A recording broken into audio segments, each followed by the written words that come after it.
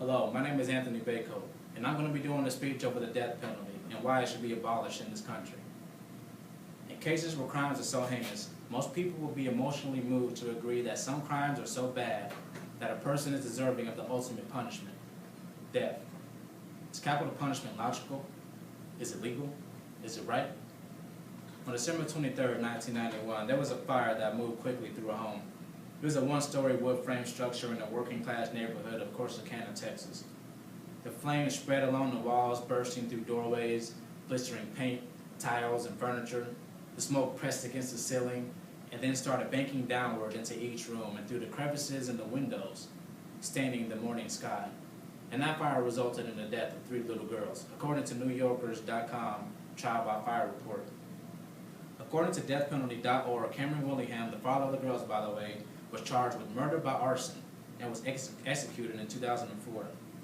A new report from a national arson expert prepared for the Texas Forensic Science Commission has concluded that the original investigation of Willingham's case was seriously flawed. It could not support a finding of arson. Experts for the Chicago Tribune and the Innocence Project in New York have similarly concluded that the original investigators relied on outdated theories in calling the fire an arson.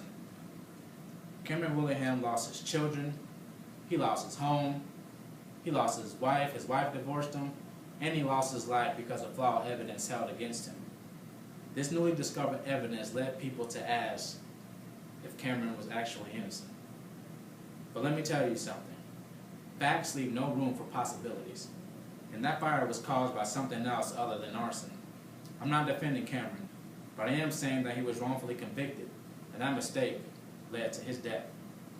The problem with the death penalty is that if a mistake is made by the legal system, which I do have faith in, by the way, don't get me wrong here, they cannot give a victim of a wrongfully convicted crime justice. You cannot fix that or make it right to that individual because death is irreversible. According to the Innocence Project, since 1989, 309 people have been exonerated through post-conviction DNA testing. Eyewitness misidentification testimony was a factor in 72% of post-conviction DNA exoneration cases in the U.S., making it the leading cause of these wrongful convictions. Let me show you something here. 309 people were wrongly convicted of a crime they did not do, which means 72% of the people were wrong. I'm going to add another quarter to this, and I get 386.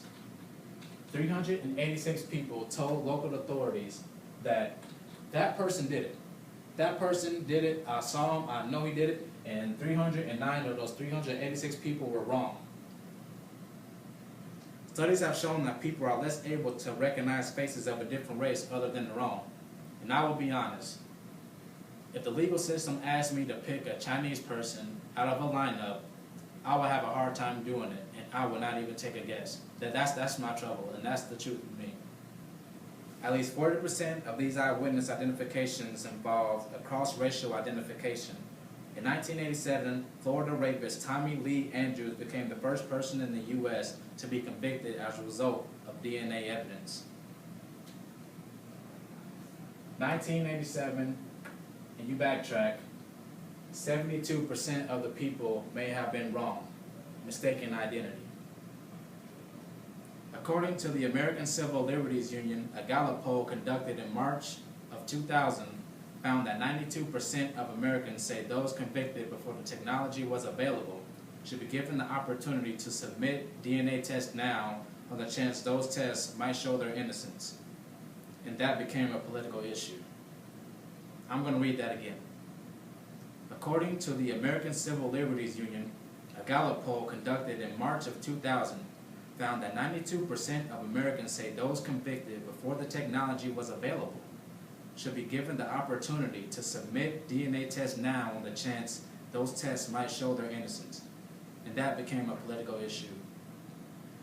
There were innocent people in prison facing death, and there was an issue to clear their name.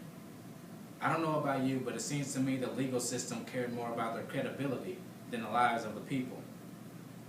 For those who have been legally murdered before DNA evidence was introduced may have been innocent.